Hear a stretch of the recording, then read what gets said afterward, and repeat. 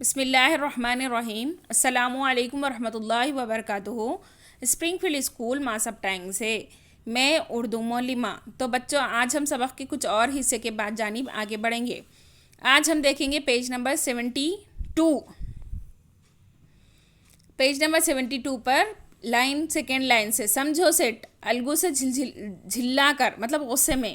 یہاں تو سارے جنم کی کمائی مٹی میں مل گئی، فقیر ہو گئے، انہیں اپنے دام کی پڑی ہے. مطلب ان کا نقصان ہو گیا، وہ ایک وقت کے لیے آنکھ لگی ان کو، اور ان کا سارا سامان چوری ہو گیا، جس کی وجہ سے انہیں خامیازہ اب تک بھگتنا پڑ رہا ہے. اور ساتھ ہی ساتھ ان کا بیل بھی مر گیا جو پیسے چکانے باقی ہیں. سٹھانی مطلب سمجھو سیٹ کی بیوی غصے سے مردہ منحوس بیل دیا تھا، اس پر دام مانگتے ہیں. مطلب منحوس بیل دیا تھا، اپشگنی یا پھر برا تھا، وہ خراب تھا، جس کی وجہ سے مطلب ان کو یہ پرواہ نہیں ہے کہ بیل کے ساتھ کتنی زیادتی کی گئی ہے. دن میں 4 بار منڈی سے گاؤں سے منڈی چلاتے اور اتنا زیادہ پیسہ جمع کرنے کی کوشش کرتے. نہ جانور کے کھانے کی، نہ چارے کی، نہ پانی کی فکر ہوتی تھی، جس کی وجہ سے وہ مر چکا تھا. اس اعتبار سے ان کی بات غلط ہے. کس کی؟ سٹھانی کی بات غلط ہے. سمجھو سیٹ آنکھ میں دھول چھونک دی، مرا ہوا بیل گلے باندھ دیا. مطلب بیمار لاغر نکما کاہل بیل ہمارے حوالے کر دیا، بلکہ بتانے کی کوشش کر رہے ہیں. کون دیا؟ وہ الگو چودھری. نراپونگا ہی سمجھ لیا ہے. کسی گڈھے میں منہ دھو آؤ تب دام لینا. مطلب کہیں جا کے چلو بھر پانی میں جیسا ڈوب کے مرو بولتے ہیں نا، یہاں پر کسی گڈھے میں منہ دھو آؤ تب جا کے دام لینا، یعنی قیمت لینا، روپیہ لینا، پیسہ لینا. دونوں میں جھگڑا ہونے لگا. آخر لوگوں نے صلاح دی کہ اس طرح آپس میں سر پھٹول، مطلب لڑنے جھگڑنے سے کام نہ چلے گا. پنچایت بٹھاؤ، اس میں جو کچھ طے ہو جائے اس سے مان لو. دونوں نے حامی بھری. تیسرے دن اسی سائے دار درخت کے نیچے پھر پنچایت بیٹھی. رام دھن مصر. الگو بتاؤ پنچ کسے بوتے ہو؟ الگو منکسرانہ انداز سے. سمجھو سیٹ ہی چن لے، مطلب ایک اچھے طریقے سے. سمجھو سیٹ اکڑ کر میری طرف سے شیخ جمن کا نام لکھ لو. رام دھن مصر. چودھری تم کو تو کوئی عذر نہیں، مطلب کوئی شکایت نہیں.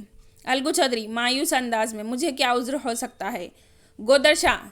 سمجھو بھائی سرپنچ کسے بناتے ہو؟ سمجھو اکڑ کر شیخ جمن کو. رام دھن مصر الگو سے. اگر تمہیں کوئی اعتراض ہو تو کہو. الگو قسمت پر شاکر ہو کر، مطلب اپنی قسمت پہ شک ہو کر، مطلب اپنے آپ کو اچھا سمجھ کر. نہیں مجھے کوئی عذر نہیں، مطلب کوئی بات نہیں بولے. شیخ جمن اپنے دل میں اس وقت انصاف کی اونچی مندر پر بیٹھا ہوں. کون اپنے آپ کو کیا کہہ رہا ہے؟ سرپنچ کہہ رہا ہے شیخ جمن. کیوں؟ کس لیے؟ یہاں پر لڑائی جھگڑا جو دوستی جو تھی خالہ اماں کی پنچایت میں جو بات ہوئی تھی، ان کا فیصلہ لینے والے کون تھے؟ شیخ جمن تھے. اب شیخ جمن کس کے حق میں، کس کے ساتھ کھڑے ہیں پنچ بن کر؟ الگو چودھری کے ساتھ.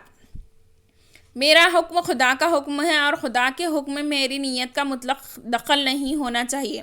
مطلب اس کی نیت صاف ہے، جو بھی لے گا صحیح فیصلہ لے گا اور حق کی راہ پر فیصلہ لے گا.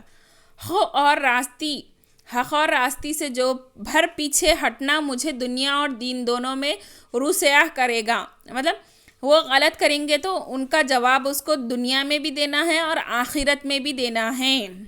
پنچایت شروع ہوئی. فرقہ نے اپنے حالات بیان کیے. جراح فرقہ مطلب دو آدمی، پہلا اور دوسرا، مان لیجئے اے اور بی، یا پھر one and first person second person. جراح ہوئی، شہادتیں گزری، مطلب ثبوت گواہوں کو پیش نظر رکھتے ہوئے اور شہادتوں کو دیکھتے ہوئے.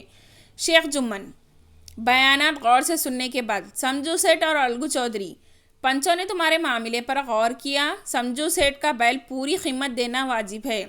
کس کو کہہ رہا ہے؟ وہ الگو چودھری کو کہہ رہا ہے. جس وقت وہ ان کے گھر آیا اسے کوئی بیماری نہ تھی. اگر قیمت اسی وقت دے گئی ہوتی تو سمجھو اس وقت واپس لینے کا حق تقاضا نہ کرتے. یعنی یہ بتایا جا رہا ہے یہاں پہ، سمجھو سیٹ جس وقت بیل لے کے گئے تھے وہ اچھا تھا، اچھی حالت میں تھا، اسی لیے ان کو پوری کی پوری قیمت دینا ضروری ہے، یعنی پورا روپیہ دینا ضروری ہے. رام دھن مصر. قیمت کے علاوہ کچھ تعاون بھی اس سے لینا چاہیے، مطلب کچھ اور ٹیکس وغیرہ کے طور پہ، یا پھر سود کے ویسا جو بولتے ہیں اس کو تعاون بولیں گے. سمجھو نے بیل کو دوڑا کر مار ڈالا.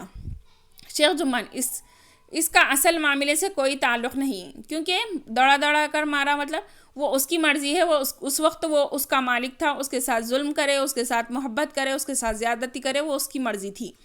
گودرشا، سمجھو کے ساتھ کچھ رعایت ہونی چاہیے، انہوں نے بہت نقصان اٹھایا اور اپنے کیے کی سزا بھگت چکے۔